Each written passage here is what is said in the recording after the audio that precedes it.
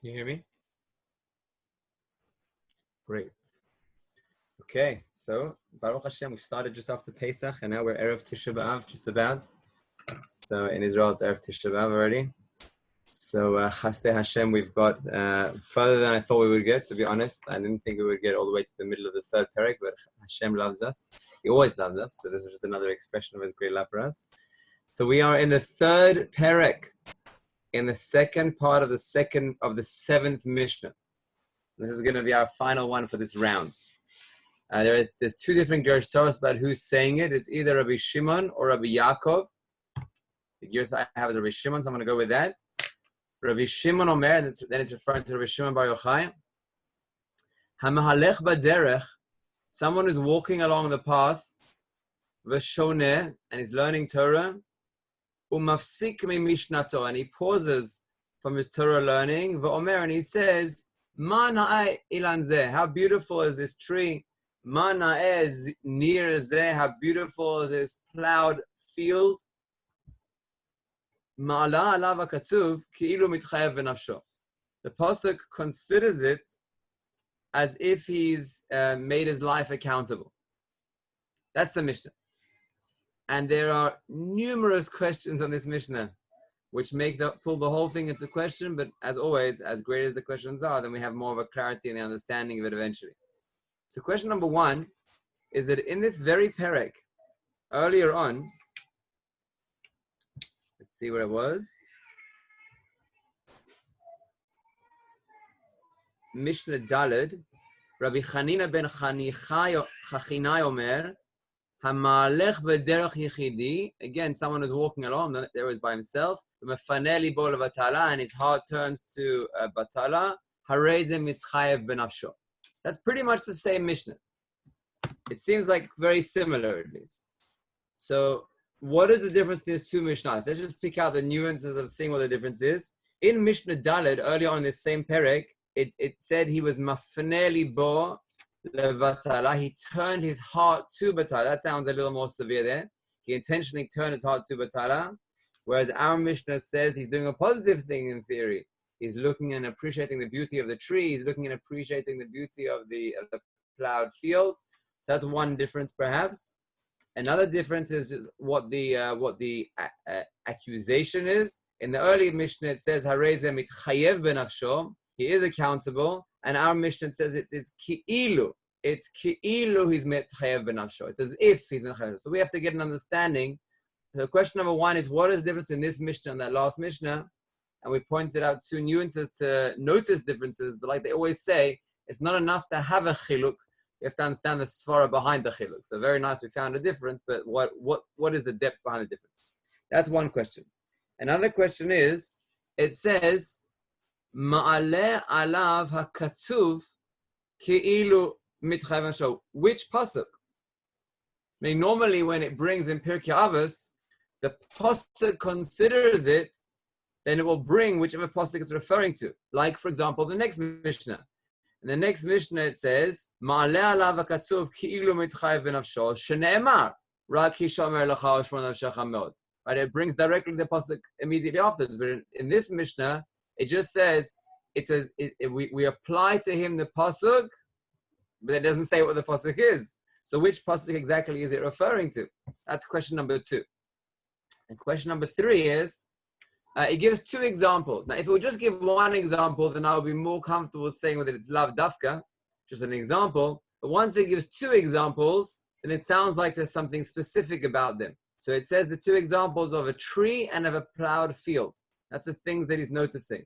So maybe there's something unique or special in that tree and in that plowed field. Okay, so we've got our work cut out for us. So let's start with Rashi. Rashi gives a very interesting interpretation, and he says, and we've seen this before in Rashi in the previous Mishnah. So he says, why does it mention the word derech? Right, this is a new question, not one of our questions, but let's throw this one in as well. This Mishnah could have been taught perfectly well without saying derech. Question number 4, why does it say derech? It could have easily said someone's learning Torah, and they pause their Torah to appreciate something of nature. They're mitchayev benafsho. Why does it have to say they're walking along the derech? So Rashi picks up dafka on that point, And Rashi says, the fact that he's walking along a path means he's in a dangerous situation. Because as we know that whenever a person leaves the security of their home, both on the external level, when it comes to bandits and wild animals or accidents, things that happen to people specifically when they leave the comfort of their home, and also on a spiritual level, that when a person has a seder of learning and he has a makom kavua of tefillah, and then he leaves that place, which is a kavua place for him in his avodas Hashem, he can be thrown, it can rock the boat, it can make him out of spiritual sorts. And therefore, Rashi is medayek in the fact that he's on the path, and he's mistaken benafsho. So why should he be learning Torah along the way, according to Rashi? Not to fulfill the pasuk of V'elachta chavaderech, or that it's a bonus that you're learning Torah, but rather you need the Torah to protect you. This is all within Rashi's view. You need the Torah to protect you. And therefore, if you're traveling along the way, it's dangerous. You need the Torah to protect you. So even if in theory you're doing a good thing, and you're noticing how beautiful the trees are, which is appreciating the beauty of Hashem, and even if in theory you're doing a beautiful thing and noticing how nice the fields are plowed, that's a good thing, but it's not going to give you protection. And since if you like, the value that we're tapping into of the Torah here, of course, has more values than just this, but the Rambam would hear us saying the Torah is just a segura to protect us from danger, he would have our heads off. But the additional value that we have from Torah is that it's a protective force. So therefore, it makes sense according to Rashi why a person is mitchayev benafsho, because a person had a protective shield around him.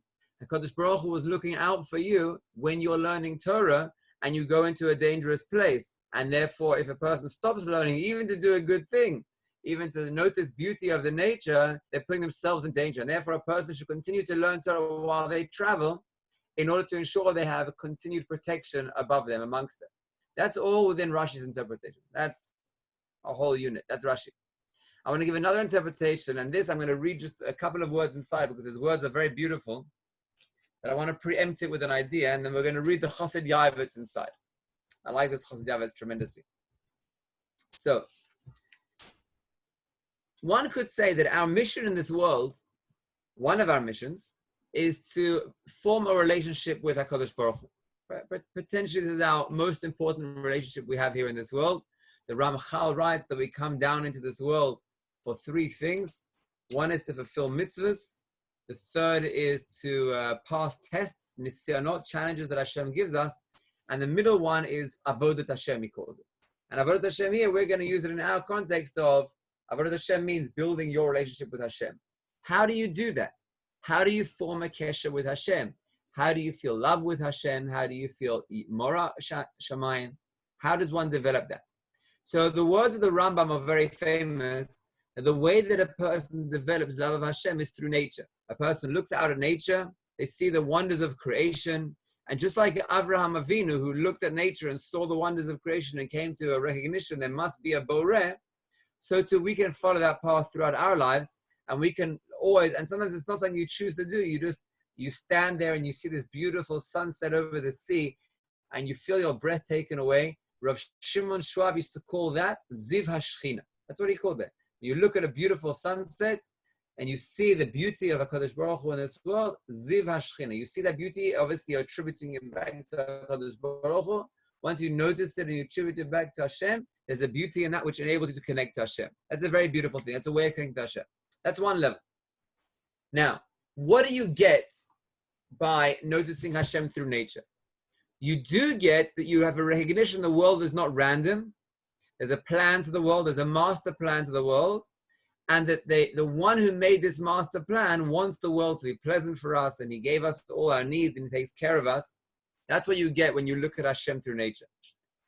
What you don't get when you look through Hashem through nature is an inner understanding of the will of the person who made it. Meaning, you look at something that was made and you say, this is amazing. There's definitely someone who made this. It's too intricate. It's very well designed. It must be that it was made by someone. But what does that person love? And what does that person want to reach out to me and connect to me? That you can't necessarily tell from nature. So what nature does give you is a sense of, wow, I wish to be committed but I'm still not aware of the path on how to commit. What the Torah gives us is something entirely different, on a much higher level. Excuse me. The Torah gives us an inner look into the will of Hashem.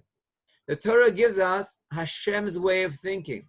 The way Rav Hirsch puts it beautifully, not here, but he puts it somewhere on his commentary on the Torah, in Chorev, in the Sefer Chorev. Rav Hirsch writes beautifully, says that when you learn Torah, listen to this phrase, you're rethinking God's thoughts. That is amazing. HaKadosh Baruch Hu has a certain way of thinking, a certain pattern of how he views the world.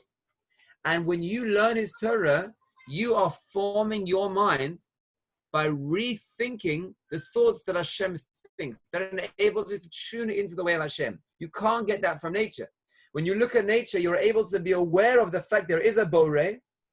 You're able to aware of the fact that he has a connection with us by making a whole system and a world which works perfectly for human existence.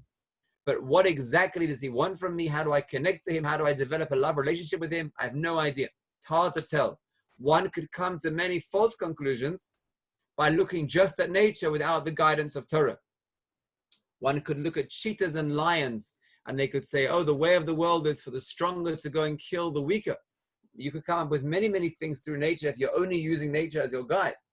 There are many positive things that you can come to nature as well if you have Torah as your checking point. You check into Torah, you know the idea from the Torah, and then you look in nature for that idea, and then you see amazing expressions of it, which make it more real for you, more tangible for you, and you can connect to. But that's only once they've been approved by the Torah. Because once the Torah has given you direction of what to look for, you go and look for it, and you find it in a way that's more relatable. That's what nature gives you. But without the guidance of the Torah of what you're supposed to be looking for, chas v'shalom, you could come without very wrong conclusions. Okay. Says the words, the beautiful words of the Chassid Yavetz. Listen to this. He doesn't say much, but what he says well.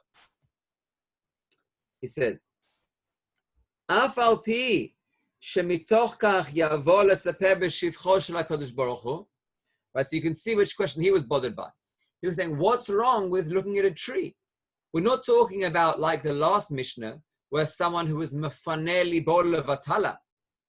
That I would understand. That's a terrible thing to do. But here we're talking about someone who's pausing to look at nature, pausing to appreciate Hashem. According to the Chassid Yavetz, it's someone whose goal in looking is to say, Hashem made this. Look how beautiful it is. Man ha'eh ilan zeh. What's wrong with doing that? It's a shevach of Hashem who created it. Afilu hachi mitchayev benafsho. But nevertheless, he's held accountable. Why I hear these words deeply? Ki posek mikadusha chamura lekedusha kala. You're pausing from a higher level of kedusha to a lower level of kedusha. It's not to say that looking at a tree is bad. It could be very good, but it's a more far removed way of connecting to Hashem than a closer way of connecting to Hashem. Mashal lamaha davar dome. If I'm looking to go on a shidduch with a person, and they say to me, "Would you like to meet?" And I say, "Sure." And I say, "But because of Corona and everything, then let's do it over Zoom, not meet in person." And they say, "Okay, I respect that." So initially, you meet over Zoom. That's good because you get a sense of it's like worth following through and continuing. And then after the Zoom, you recognize that it is worth continuing. And then you say, well, let's make an appointment to meet in person. And they say, okay, wonderful. So you make a date and you go and meet in person and you're sitting there and you're talking to them face to face and you say, you know what? Do you mind if you go and sit behind that wall and I'll go and sit behind this wall and we'll carry on our conversation on Zoom? And they say, well, why would you want to do that? And you say, because I like connecting to you through the phone. The phone, that's the way that I connect better to people. And she says, but we're talking face to face. We're having a deep, what do they call that? A DMC. We're having a deep, meaningful conversation. We're able to connect in this deep way. And you say, yeah, I know that, but this is very personal. And I don't want to be so personal. I don't want to really get to know you very well. It's like, it's less awkward when you just like talk in very, very general terms, like on the Zoom, where you don't have to be too personal. You can just talk about, are you connected yet? Are you on? No, it's fuzzy for me. Okay, can you hear me now? No, I can't hear you. And then it breaks up in the middle. You know how it's disconnected a little bit? I know you're there. It's important to me to know you're there, but like it's that's the level of relationship that I'm comfortable with.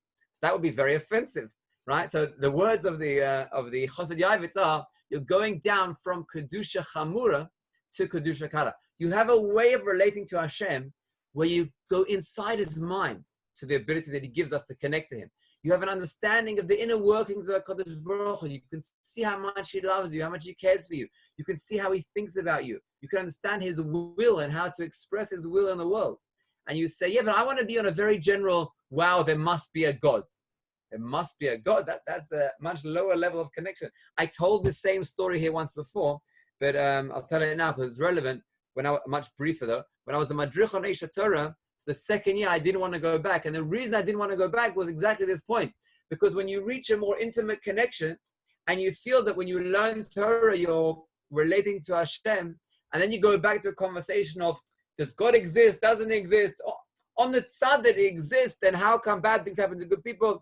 It feels very uncomfortable. You feel you already have a deep relationship with someone and they're coming then with the pretense that maybe he doesn't exist, and it takes you to a further away place, which makes you feel less connected.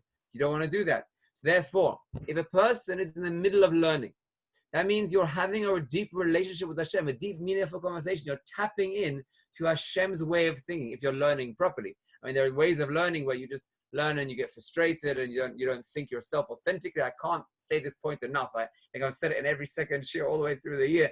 But the learning Torah that we're speaking about is not external reading without bringing your own mind and your own understanding into it. But it has to be that you read it and you say, how does this speak to me? What would I think about it? Is that the svara I would have said? If it's not the svara you would have said, then think what you naturally would have said. That has to be the way you learn in order to connect yourself, your sense of self, to HaKadosh Baruch Hu. If you're doing that, then you pause to relate to Hashem, but from an external way, from a way of, oh, he's out there somewhere. You can kind of relate to him through the things that he created, but he's offering you himself. He's offering you a deep, immediate connection with him. So that's what you're held accountable for distancing yourself from HaKadosh Baruch Hu. So it is a good thing, but it's not a good thing when you're at a deeper place. Now, I was just thinking to myself while I was speaking that we do find an example of someone who is having a deep, meaningful conversation with HaKadosh Baruch Hu, and they break away. And that's Avraham Avinu. When Avraham Avinu was standing talking to HaKadosh Baruch Hu at the end of Parshas Lech Lecha, the beginning of Parshas Vayera, so then the Arabs came along, and Avraham said to Hashem, would you mind waiting for me here? I have to go take care and tend to the Arabs. And HaKadosh Baruch Hu respected that and waited for him there until Avraham Avinu came back to that place. And the Gemara learns from there that Gadol hachnasas orchim mikabelat pnei shechina. It's even greater to receive guests than it is to. So why is that the case? Why is it the case? Why there was he not held accountable for leaving the intimate relationship with Hashem? You hear the question there? Bit of a svara we have to think through. So perhaps one could say like this. The ultimate goal of Torah is not that we learn it and it's disconnected, but rather that we learn it and we act on it, and we are a living expression of Hashem in this world. Where we learn from that same story that Hashem came to visit Avraham when he was sick and he did Bikur Cholim, and then we learn a continuation that Avraham Avinu then goes to visit the guests and he brings them into his home and does Hachnasas Orchim. Meaning, if you have a choice between directly relating to Hashem and being a shaliach of Hashem and expressing Hashem in the world and fulfilling your mission, well, that was the whole goal why you learned Torah to begin with. That's your prime expression of how to connect to Hashem. You're emulating him. You're not just in theory understanding what he wants from you, but you're then, having taken that message, you're acting on it. So there, like Avraham Avinu did, you learn Hashem's Torah, you learn Hashem's wisdom, you're relating to Hashem. You say, Hashem, put me to the test. You don't even ask for a test, but you say, okay, Hashem, here's the test, opportunity. I'm going to show you. And you say to Hashem, hold out, and you go and do it, and you come back and you say, how did I do it? Obviously, Avraham Avinu wouldn't do that. That would be a little arrogant. But that's basically the message. You say, here, I'm doing your will, Hashem. Over here, the two choices are connecting to Hashem or connecting to Hashem, one on a higher level, one on a lower level. Between those two, obviously, you have to connect to Hashem on a high level. And Talmud Torah connected kulam. If you're going to try and relate to Hashem in a more far-removed way, Avraham Avinu related to Hashem on this level because he didn't have Torah yet. So he related to Hashem through nature. For Avraham Avinu, it made sense. But once we've been given the Torah, we can no longer relate to Hashem through nature. It may be a bonus behind the scenes, but it's not our primary channel of how we relate to Hashem. We have a much more primary channel. We have a direct channel. We have the Talmud Torah itself. So let's go back and answer our original questions. Our original question was that the earlier Mishnah said, The person is traveling along the road and he puts his mind away from Torah. Mafneh libo lebatala. So there he's mitchayev benafsho. So that's talking about something else. That's someone who wasn't learning Torah to begin with. And b'mezid, he was mafneh libo. He distracted his mind. He had an agenda, it sounds like, of not thinking of anything Torah orientated and putting his mind away from Torah. So regarding someone like that, that's a very negative thing. And regarding some of that, they are literally mitchayev benafsho. They literally give their life up. That's not ki'ilu. That's literally. However, our Mishnah is talking about someone on a much higher level. Our Mishnah is talking about a tzaddik who is fulfilling belechtecha v'derech. He's on a much higher level. He's not mitchayev benafsho in the same sense. He's only ki'ilu mitchayev benafsho. It's only secondary, not exactly mitchayev benafsho, because still he's doing the will of Hashem. He's doing the will of Hashem. And what is the word ki'ilu coming to teach us? That it's obvious to everyone here that to stop learning Torah and to bittul Torah, that's a problem. That's disconnecting yourself from your source of life. And it's similar to what Rashi said. Rashi said that we're always in a state of being on a derech. You're always transforming. You're always in an unstable place in some way. Some people it's parnasa. Some people it's shidduchim. Some people it's refuah. Some people it's literally they're traveling and they're in an insecure place. You're always in some sense of an insecure place. Torah is what gives you stability. Torah is what gives you the ability to rise above this world and not be a statistic, but rather be connected to the source. That's what Torah gives you. So the previous Mishnah was someone who was just totally disconnecting the cord. He was no longer at all connected to HaKadosh Baruch Hu. That's mitchayev benafsho literally, because he's no longer connected to Hashem, so his soul life source has been disconnected. What about someone who doesn't do bittul Torah on the level of something to nothing, build Torah from the level of quality, higher level to lower level? What happens if you're learning something on a deeper level, which you can do, but then you give it up and you say, no, I can't bother, I'll just learn something much easier and lighter. I'll read some Gedolim stories which have Musa messages for me to take from them, but that's because I can't be bothered to learn real learning. Now, I'm not talking about someone who's learned, and they've been learning for many, many hours, and now they're about to explode, and they say, I need to learn something lighter, and then they learn something else. I'm not talking about that. It's a person that's designated time where he's set to learn.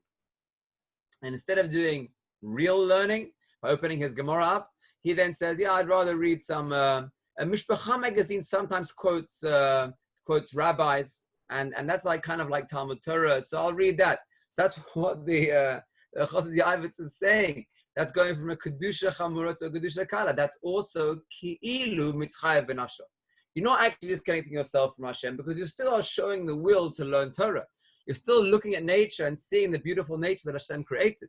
However, since the quality you could reach is so much higher and you're accepting a much lower level, it's ki'ilu, it's as if you're disconnecting yourself. It's not totally because you still have a lifeline. You're still learning something on lower, but it's bittul Torah in quality. It's bittul Torah in the level that you could potentially reach of closest to Hashem, and it's a lower level. That explains the connection in this Mishnah and the last Mishnah. Regarding the question, which pasuk is it referring to? So that was the question number 2 that we asked. We said it doesn't have any psukim here. Right? What does it mean we're talking about a pasuk? But now, based on what the Chassid Yavitz says, we can explain extremely beautifully that it's not a specific pasuk. It's the Torah itself speaking. Right? The Torah itself is saying, if you are learning Torah and you pause learning Torah in order to try and relate to Hashem through a lower standard, through a lower level, then Ma'ala alav katsuv, the Torah itself calls out. Ma'ala, not a specific pasuk here or there, the entire Torah that you are learning, the Ketzuvim, whatever it is that you are being shown there, Mishnah, the Mishnah you were learning, the Psukim you were learning, they call out, they say, you're disconnecting from me. Don't disconnect from me. The Psukim themselves are calling out and saying, it's Ke'ilu mitchayev. So we explained the difference in the last Mishnah and this Mishnah, and we also explained why it says the word Katsuv. Now, the last question that we had was, what is the idea of the Ilan and the Nir?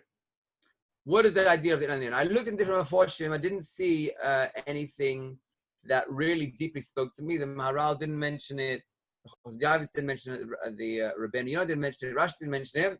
But then I went to my trusted great-grandfather, and in his sefer on Pirkei Avos, which is called Zivchei Toida, there he writes a beautiful pshat. And he writes himself, this is a beautiful pshat. And I like it very much. I'll share it with you. I'm not biased at all. I just happen to appreciate good Torah from my namesake. So He says like this. And this also is something which I was very happy to see there, because it's an idea which I didn't learn from him, but I quote a lot and I speak about a lot in Musa Seder. It's very nice to see the same idea that I'm very connected to in a source which he brings. So we have spoken many times about having one extreme and having one extreme, and either extreme being unhealthy, and there's a middle balance where you have both of those two extremes, and you have that healthy balance, which is the correct path for a Jew to take, and that's the middle path that the Rambam speaks about. What are the two paths that we're being speaking about here? A tree represents the one side, and a near, which is a plowed field, represents the other. What is a tree and what is a plowed field? What do they each symbolize? This is a beautiful interpretation. You know, there's a phrase in English, they say, money doesn't grow on trees, but fruit do grow on trees. Meaning, a tree represents that thing where you don't have to work for. It's just there, and obviously it has sun and it has rain, but once it's up and running, then every year after year, it will give you fruits where you can sit back and relax and you're taken care of. Examples in the Torah we have of this are by Yonah. When Yonah, there's a tree that grows and it's as if he's not doing any work. Rather, he didn't do anything, and then HaKadosh Baruch Hu gives him a tree. Another example of this is Rabbi Shimon Bar Yochai, who when he goes out to the cave, he's not doing any work, he's against doing work, and the carob tree grows and there's fruit provided for him. And the main obvious example is Adam Arishon, where he's in Gan Eden, where there's trees with fruits that are already provided. So a tree represents the idea that you don't have to work, HaKadosh Baruch Hu is taking care of you. You go to that one side, that full extreme of you don't have to do anything. It's all Ratzon Hashem. It's all the will of Hashem. It's all, that could be true, but rather it's all Hashem's effort. You don't have to put in any effort whatsoever. That's the one extreme. The other extreme is a near. A near is the ultimate form of man being involved.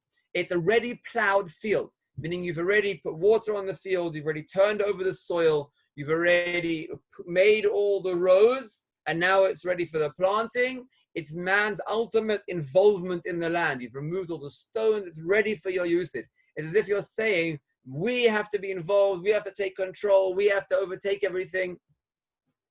When a person says, Mana ilan zeh, he's saying, essentially, wow, that's the life. You don't have to do anything. Hashem takes care of everything for you. Amazing. Lie back and relax. I don't have to be involved in this world. That's unhealthy. The other unhealthy point is, who needs Hashem? I don't need Hashem. Hashem is taking care of upper world. I'm involved in this world. I take care of everything myself. That's also unhealthy. What is the healthy balance?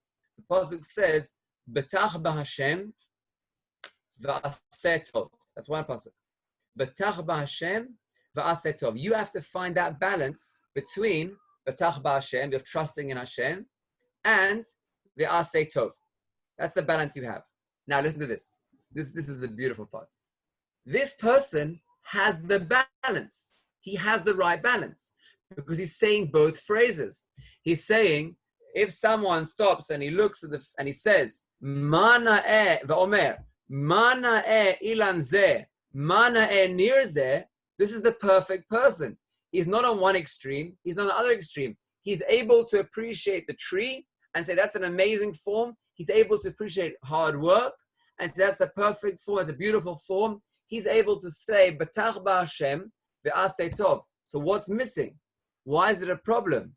Because he was mafsik le'mishnato. Meaning, if you're involved, until now as a referber, now I'm taking over.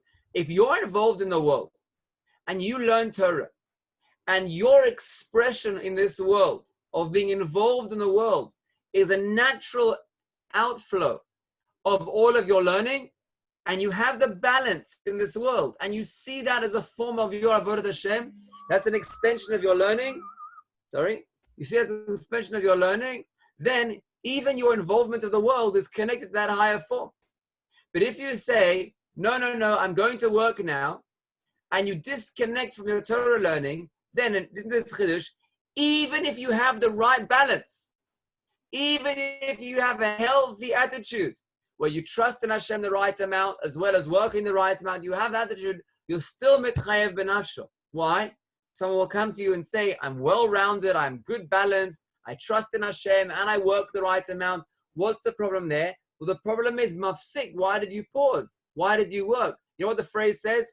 Tov derech eretz im Torah. What does that mean? That when you're involved, tov Torah im derech eretz. What does it mean, Torah im derech eretz? That even when you're involved in derech eretz, even when you're involved in the world, that's not for you a separate thing, a break, a disconnect. That's an expression of your being involved in the world. Just like we gave the example of Avram Avinu, who paused talking to Hashem to go out and greet the guests. Why? He didn't see that as disconnecting from Hashem.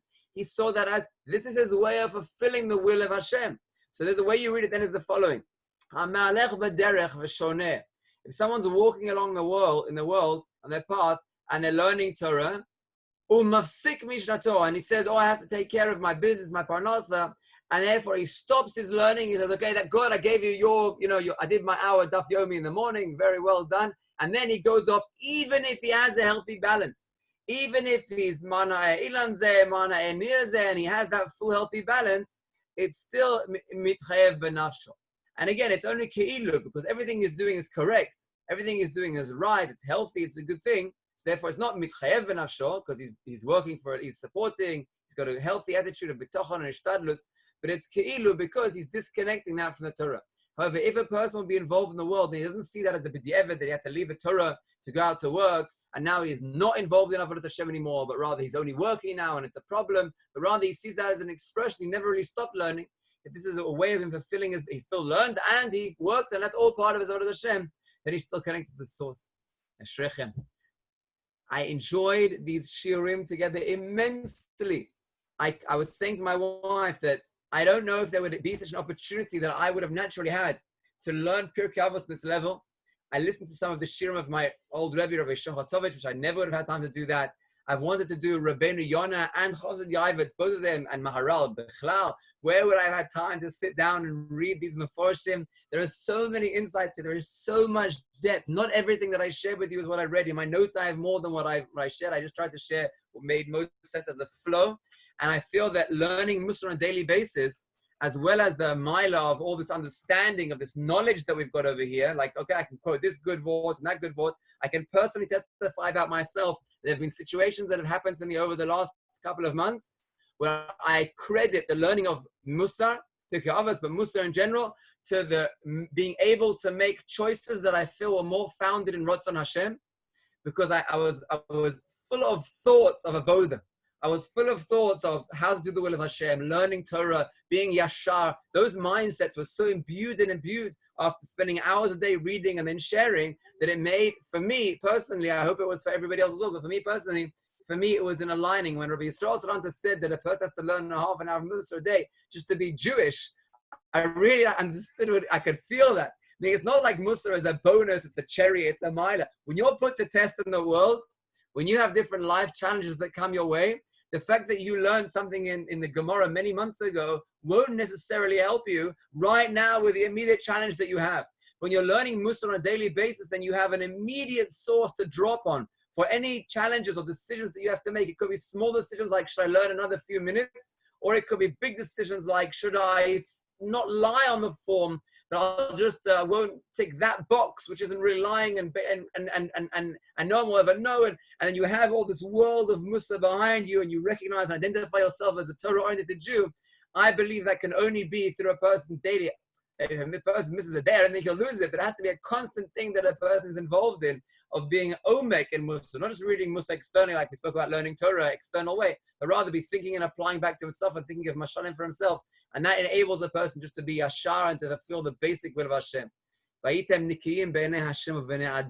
Through the learning of Musar every day. So thank you very much for enabling me and giving me the forum to be able to do these shiurim.